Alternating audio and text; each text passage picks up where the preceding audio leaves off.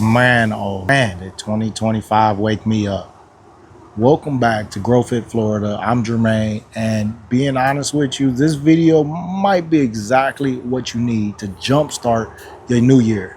Because for me, this wasn't just another year. Now, I lost my uncle first, then I lost my dad, then right after I lost my auntie.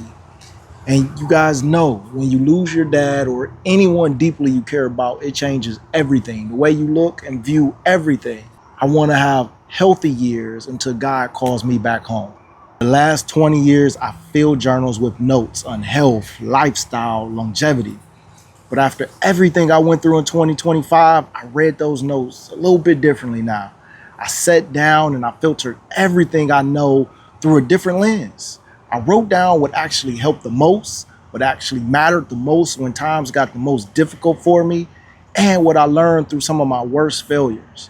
I took the best ideas, the ones that truly helped me live a healthier and stronger life, and I put them together in this video. Now, I narrowed them down to 10, but I'm only going to give you my top 3, no fluff. Give me a few minutes of your precious time, and I promise to give you a strategy that you can use right now. Let's make 2026 a year you finally feel good again. Let's get into it. So let's start with the first major lesson from my notes. True health requires peace of mind. We all remember 5 years ago when the shelves went empty. I stood in that aisle looking at a bare freezer, and for the first time in my life, I felt useless. I felt exposed. I asked myself, if the truck stopped coming in, can I actually feed my family? Or am I just pretending to be the protector? I thought, how did I not even see this possibility happening? Am I that sheltered? Am I that blinded to things? So I really thought. The fear built this garden. But what I learned after the fear passed is that health isn't just your blood pressure number. Health is looking at massive potato harvests or Seminole pumpkins or cassava growing in your yard and thinking, okay, happens, we're gonna be all right. You look at the blue zones, the places where people live to be 100 plus. What do they all have in common? They garden. They are connected to their food source. Now, I'm not saying you have to grow 100% of your calories. That's not realistic for most of us in urban gardens. It's not realistic for us either. I'm simply saying being prepared for hard times is part of that wellness strategy that nobody talks about. When you secure your food, you secure your peace of mind. The same kind of feeling you have when your savings account is starting to look good. You put money in your savings account, it's got so big, and now you feel like you're set for any emergency. That's the same feeling you have when you're growing food in your backyard. You're set for any emergency. Now, family, I've told y'all before, many moons ago, I used to be a certified personal trainer. I own my own gym. I employ 12 other personal trainers, and I've seen every diet come and go. And if there's one thing I know is that diets fail, but environment is how you succeed. Now, most of us, we feel tired because we're fueling our bodies with dead food. And that's not just a metaphor. Studies have shown that vegetables like spinach can lose half of their vitamin C within a few days of being picked. By the time that bag of salad sits on a truck, sits in a warehouse, and finally hits your grocery store, and then you get it and put it on your plate, it's barely holding on to any nutrients. When you eat something from a living tree or greens you pulled from the soil 5 minutes ago, your body knows exactly what to do with it. Inflammation goes down, the brain fog lifts. Now, look, I'm not a vegan and I love a juicy burger. I like nice juicy steaks every now and then, and I'm certainly not turning down my wife's delicious Haitian cooking. That's a non-negotiable. But my environment keeps me honest. If I have a raised bed full of greens, but 20 feet from my kitchen, I eat them because they're there. If my fruit trees have ripe fruit on them, I'm going to eat it because it's there. And here's a practical tip I want you to steal from my notes that I wrote in my journal. It's called cut and come again crops. Now, we all know about this, but if you don't, listen carefully. I'm talking about your kales, your collards, your Swiss chards, herbs, and so many more. You don't pull the whole plant. You just cut the outer layers of the leaves and it keeps growing. One $4 pack of seeds can feed you for months. And this leads to a shift in your wallet. Greens are some of the most marked up things that you'll buy at the grocery store. And you'll see that once you start growing food. When you stop throwing money away on a $5 bag of wilted lettuce or $10 for collards for one night of dinner, and you grow it outside, I don't know what, one seed is like 29 cents in a package. And that'll be enough for you for multiple dinners. And that extra cash that you use, that you save, you could put that towards better proteins. All of a sudden, you can afford the grass-fed beef, and you can afford the heritage chicken or pork, and you simply change the way you diet. You change the way you spend your money. You grow the sides and you buy the best protein in the stores. But I know what you're thinking. That sounds great, Jermaine, but my kids won't eat any of that. I get it. Totally get it. But I know not everyone is married to a culinary magician like I am. I'm blessed. And I learned a hard lesson with my oldest daughter, who's almost she's in college now, y'all. She's college bound. But before we figured that all out, children have twice as many taste buds as we do. They're hypersensitive to bitterness. That broccoli from a grocery store that was picked too early is sitting under fluorescent lights. Your kid is tasting that and it tastes like pure chemicals to them. They could taste the crap. But a snap pea that's straight from your garden, it has those natural sugars, it's sweet. The soil changes the flavor profile completely. You ever take your kids to a U-Pick and watch them eat things from a farm that you have to force them to eat when you bring it home from a store? So if you don't have a chef in the kitchen, here's a strategy. Don't grow the whole grocery store in your backyard. Don't try to do that, at least not at first. Be a specialty store in your backyard. When my oldest was younger, I tried to force so much variety on her. I wanted her to eat everything. This is healthy, try this, this is healthy. I didn't know. I was young too. That was a mistake. The better strategy that I've found now, one thing is grow in abundance. If they like something, grow it in abundance. If your kids like strawberries, don't just plant 2 strawberries, plant 20. They will tolerate green beans, grow a whole wall of green beans. If they like collard greens, grow a whole raised bed of collard greens. When you grow abundance of the things they actually like, they eat it fresh. They get the nutrients. And because they saw you grow it, they stopped fighting you on it.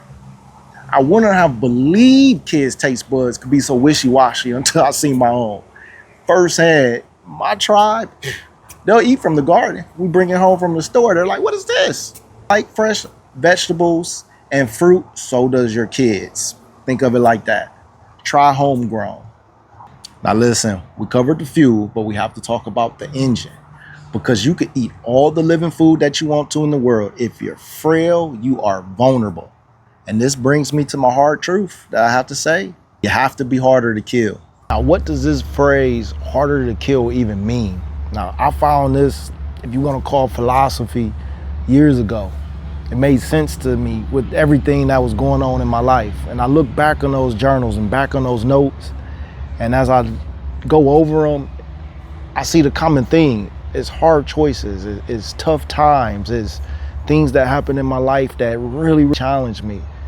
And what that did was it brought me closer to God spiritually. It made me tougher mentally, and it made me tougher physically.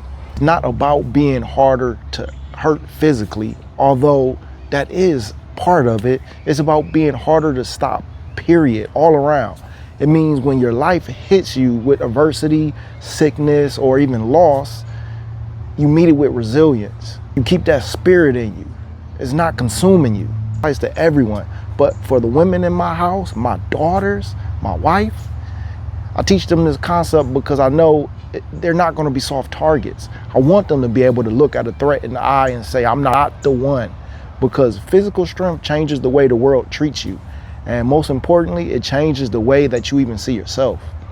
Now, it's an acknowledgement of how many times you have fallen and got back up. Fallen down that mountain and you climb back up. You're relentless. That's the definition of being harder to kill. You're relentless. When that adversity meets you, whether it's an intruder, sickness, or financial crash, you don't hesitate. You hammer down and you go straight through it. But did you guys know, starting in your 30s, if you aren't actively doing something to stop the loss of muscle mass every single year, you're literally dissolving little by little. And when you lose that muscle mass, you lose that independence. Fast twitch muscle fibers. Those are the ones responsible for that explosive power. The ones that you use to sprint or push or just react. That not everyone wants to join the gym. And honestly, you don't have to. When I looked at all the research from the longest living people outside of the famous blue zones, I found something very interesting. The people that still hit 90s and 100s, they aren't power lifters. They aren't bench pressing 300 pounds. They're gardeners. Reason for that, gardening is one of the few activities that forces you into every major functional movement pattern.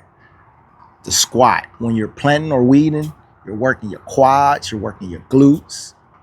Hinge, when you're hinging. When you're picking up bags of soil, that is a deadlift. That is your whole posterior chain. The carry, when you're hauling 2 water cans across the yard, that's the farmer's walk. That's your grip strength and even your core stability. The gym isolates muscles. The garden integrates them. It creates a body that is strong in the real world, not just on machines. So here's my challenge for you in 2026. I'm not saying you have to go buy a squat rack today. I'm simply saying find a way to incorporate purposeful resistance into your lifestyle. Purposeful resistance training. If that's the gym, that's great. If that's digging holes for fruit trees in your Florida sand, even better. Just do something that tells your body we are not done yet. Stay physically fit as long as you can because you just never know.